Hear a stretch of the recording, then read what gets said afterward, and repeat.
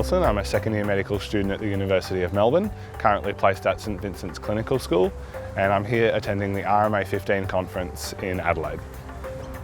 So my name is Cece, I'm from the University of Adelaide and I'm currently in my 6th year of medicine. Yeah, so my name's Joseph, I'm from University of Wollongong, currently in my rural year doing a placement out at Griffith, New South Wales. So my name's Chantal Lyons. I'm a 3rd year medical student at the University of Queensland based in Toowoomba, the Rural Clinical School there, and I'm currently the Vice President for 2016 for Tropic, our Rural Health Club.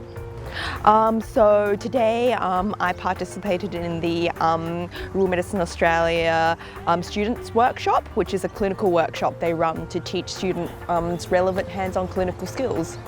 So this morning we're attending a hands-on workshop that will involve emergency and first responder skills. And so just working through 5 stations with different doctors, teaching us more practical skills.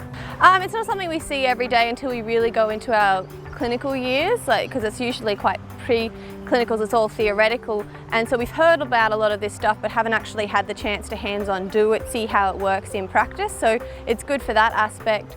Because for example in the workshops I've done so far, I've learnt how to relocate a dislocated shoulder, I've learnt how to splint a fractured shaft, a femur fracture, and it's been really good to get this hands-on experience and hands-on teaching in managing conditions that we don't necessarily get to learn about very much in medical school. So the scenario that we just had previously was a first responder scenario in which I played the role of a patient that was involved in a high-speed motor vehicle accident. And my colleagues were responding to that using new immobilisation techniques that we hadn't learnt previously.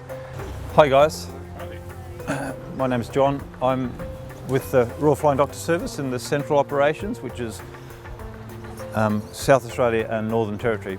So what we're going to do in this is just to give you some idea of how to package somebody for retrieval, okay?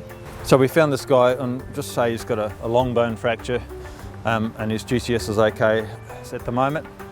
He had a helmet on, and we don't have to immediately intubate him. So we've got airway, breathing, circulation, disabilities all okay. We've found some extras. He's got a long bone fracture, and we want to get him to a centre of excellence quickly, okay? Now I don't want to do everything guys, because this is really your job. So get involved and put some monitoring on. He'll need a blood pressure. He'll need some 3 ECG dots. Okay, what have we got there? We get anything on the monitor? We need to get this on it. Okay. All right, so you can see. I'm static. Sounds like 100%. You get to listen to the tone. So the vac mats are nice invectioned. So we're going to assume he's got a C-spine injury. Now there's some controversy about hard collars now. The routine is we still put them on. So now we need to package him. Normally all the clothes are off, okay? And they've got a sheet. And then we you connect the pump up to the vac mat. And remember, he's still got this long bone fracture.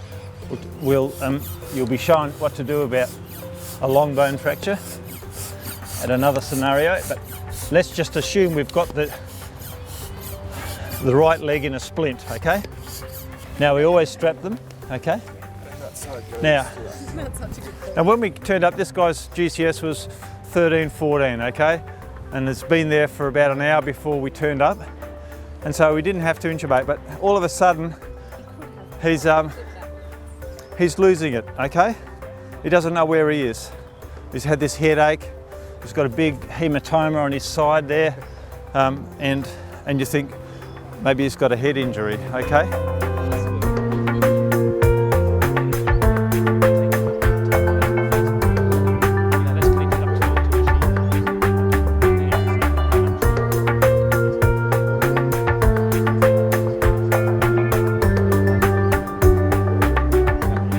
Procedure there was basically they we were taught how to manage it if your femur bone, which is the top bone in your leg, gets broken. So that was a procedure to basically how to manage it in immediate setting before the patient is being transferred to the hospital.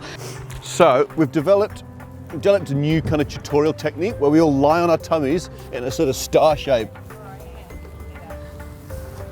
Because the audio visuals are kind of limited. That's it, wriggle in. It's very engaging. It is, isn't it? Everyone feeling comfortable, no one's feeling like threatened or their personal space. All right.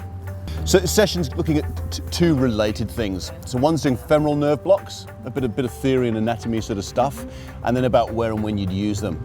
And what we're going to look at is the sort of case of a fractured femur, and then putting on a femoral traction splint.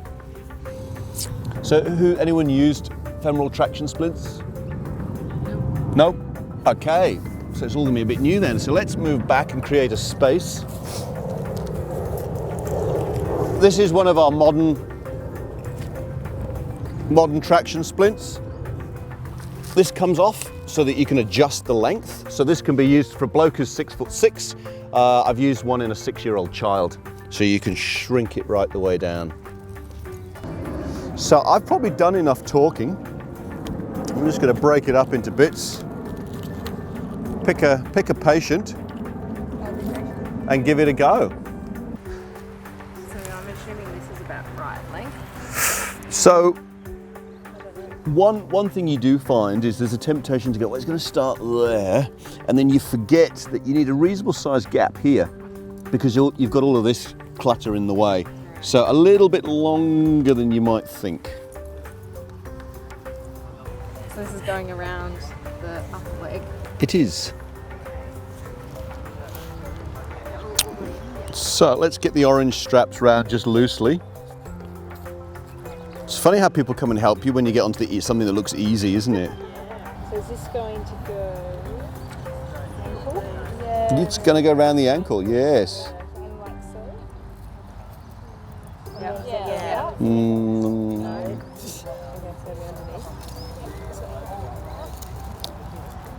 Now, are you wanting to trap the pole inside it? No.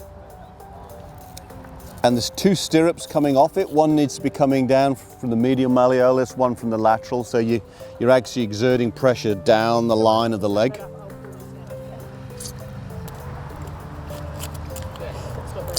And this, for real, is where you end up with quite a lot of fingers in the way because somebody's still maintaining traction on the leg while that's going on. Yep. And this is hard on a normal patient, but on an abnormal patient, you're looking at bringing that leg out to length with the other. You look. You, Right, and then would you feel locking? then that just locks off. Oh, that's easy. Just a little jam cleat.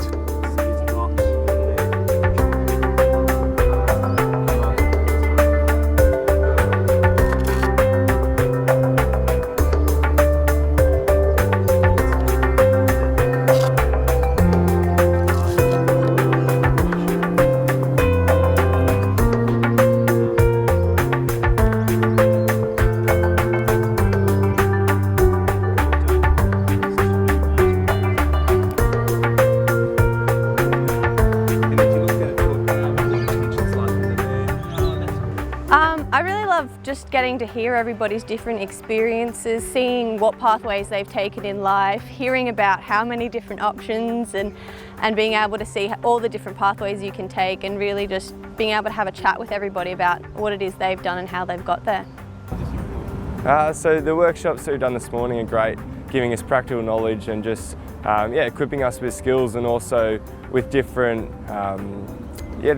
being able to sample the skills of the demonstrators and being able to learn from them little tips and tricks of management and of retrieval skills, as well as getting hands-on practice. A lot of the equipment that we've been able to use and see is great for us to have a go at it, to learn how it is and be more comfortable with using that. Oh, the quality of the presenters is fantastic. They are all very, very experienced, have a lot of clinical knowledge and experience, and are very passionate about teaching as well. They're very good at explaining things, good at showing us. how to do things. It's been very, very good. So undertaking these scenarios is extremely valuable for our education and learning, as they're not formally taught in most medical programs. So attending this conference, and particularly this workshop, is valuable for enhancing my knowledge in responding in first scenarios, but also in crafting a career that's most suitable for myself. The lecturers here today, we've got quite a variety represented from the RFDS and GP obstetricians as well, so it's quite different aspects of the retrieval process as well. So it's good to see what to actually do on the ground as well as in the air or on the road and that kind of thing. I think it's very important, number one, to give students a